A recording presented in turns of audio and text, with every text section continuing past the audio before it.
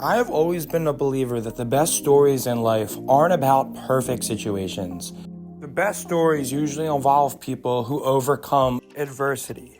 Today, we're going to talk a bit about the amazing comeback story of Cyberpunk 2077. As someone who was always a huge fan of The Witcher 3, I had a lot of faith in this game. I was following this release closely, and I thought that this game had the potential to be revolutionary. Now, we all know what this game was at launch. That's not what this video is about. This video is about what this game is in 2024 and honestly how special it really is. We are also going to talk about some of the imperfections, but I can't stress enough how amazing of an example this is to other game companies. That CD Projekt Red did not give up on this game, did not charge people any more money, and just continued to work on this game. And they just continued to work on this game until they felt like it was at a point where it executed their vision.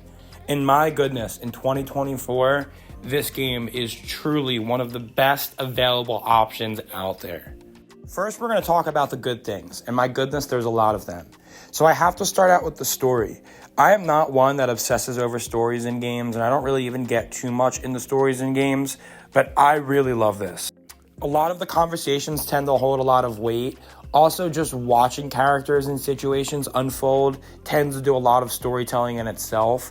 I truly feel like the plot of this game is actually better than most of the things that we get on Netflix in 2024. The craziest part about this game is that you are the ones making decisions. So you literally get to make choices in your conversations that you will see affect the story later on. Along with that, it's not just conversations, there are actual decisions that you make that hold real weight. In turn, this offers a lot of replayability, and I look forward to going back one day and making different choices to experience the game in a bit of a different way. They really did an amazing job with the characters in this game. You truly do feel like you are meeting them and you're slowly learning their personalities. And you honestly feel like you form an opinion on a lot of the characters, whether you like them or not, whether you want to keep them around or you trust them. So they did a really good job at bringing these characters to life. Speaking of bringing things to life, this city and this environment is the most beautiful thing that I've ever seen in a video game. I was actually playing this game around the time when Starfield came out, and it completely ruined my experience of playing Starfield because I got so used to playing this game, and then I went and tried to look at Starfield at launch, and I just couldn't do it. So I can't stress enough, if you just pick up this game and just walk around, look at the NPCs, just explore, you're going to be mind blown in itself. But that is not all this game has to offer. So the next thing I'm going to talk about is the looting in this game. And I really enjoy it. And it really goes hand in hand with exploration. The game does a really good job at rewarding exploration. There's a lot of options of things that you're able to run into when you're exploring. Personally, I've had the most fun taking down cyber psychos and kind of seeing their stories, their personalities, and just hunting them down. I've had a blast with that. But also, I've had so much fun just doing every side gig, all the side quests, the randomly generated quests. It's just an absolute blast to embark on any journey. Even just taking down gangs that you just run into still feels fun. And a lot of the times, they'll drop at least some weapon parts. I have been exploring in this game so much that I'm not even that far into the story, but my character is so OP. And playing on normal difficulty, I am honestly just whooping everything. Nothing is really a challenge for me at all. And a lot of that is due to how much I've been exploring and how much I've been rewarded for it. Now, the next thing I have to talk about is just leveling up. It's so much fun to level up, to get new skills, to perfect skills, to unlock new abilities, to hone in on whatever it is that you want to progress on. Whether that's hacking, guns, melee weapons, speed, there's so much variety of progression in this game, and in turn that directly affects your gameplay. So that offers a lot of replayability as well. The next positive that I have to mention about this game is Keanu Reeves is freaking awesome. It is so awesome that Keanu Reeves is in this game, and I seriously find myself all the time just looking at Johnny and saying to myself, oh my goodness, that is Keanu Reeves. It also does feel like his character is a real character. Johnny is super important, and they did an awesome job building up that character and the importance of it. But I have to note that just having him in this game is such a notable addition, and it really does stand out. Overall, this game is truly near perfect. And there's so much good in this game that it just will leave you with hours and hours of amazing gameplay. Along with that, there is some genuinely really rich story and lore behind this game. And there's a lot to unfold, a lot to discover, a lot to emotionally invest in, and to kind of see some twists and turns unfold. Now, I said that this game is nearly perfect. So what I mean by that is there are a few things that fall slightly short of great. So I'm going to mention all those today. The first thing is when this game was released, there was a lot of bugs. And they cleaned up a lot of those bugs. But with that being said, there are still some bugs in this game.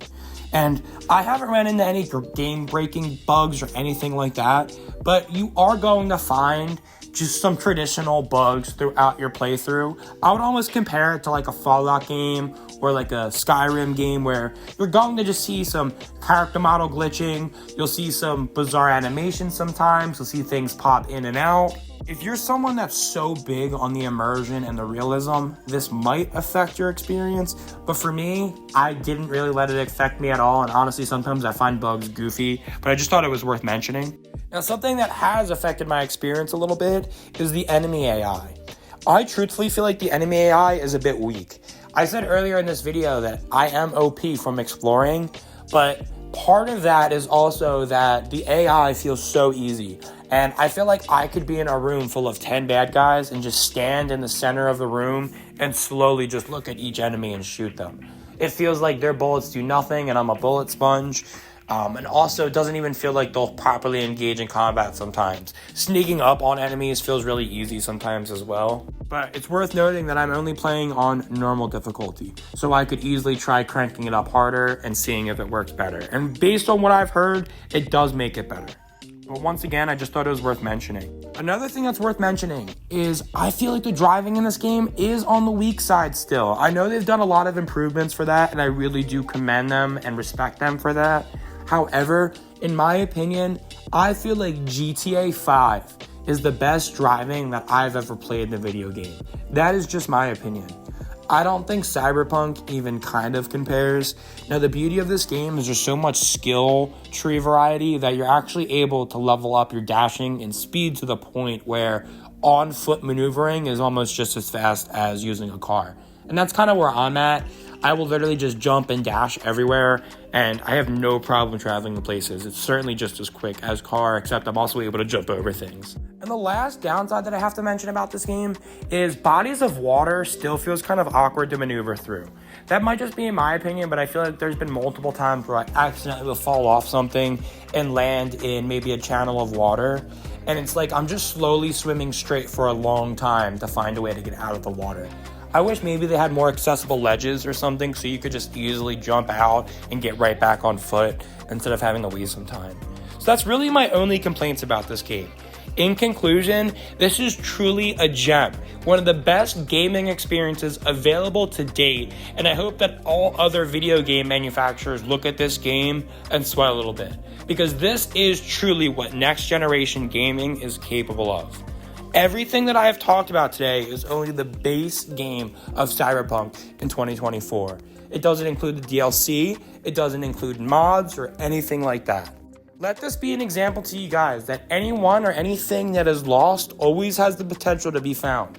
As long as you're willing to put in the necessary work and you have the patience that it requires, you will get there eventually. Cyberpunk took years, but they persevered through, and now we truly have one of the best video games to date. Please let me know what you guys think of Cyberpunk. Do you guys think it's perfect? Are there any things that I missed on the positive or negatives? Let me know. Thank you guys so much for watching. I hope you have a wonderful rest of your day. Peace!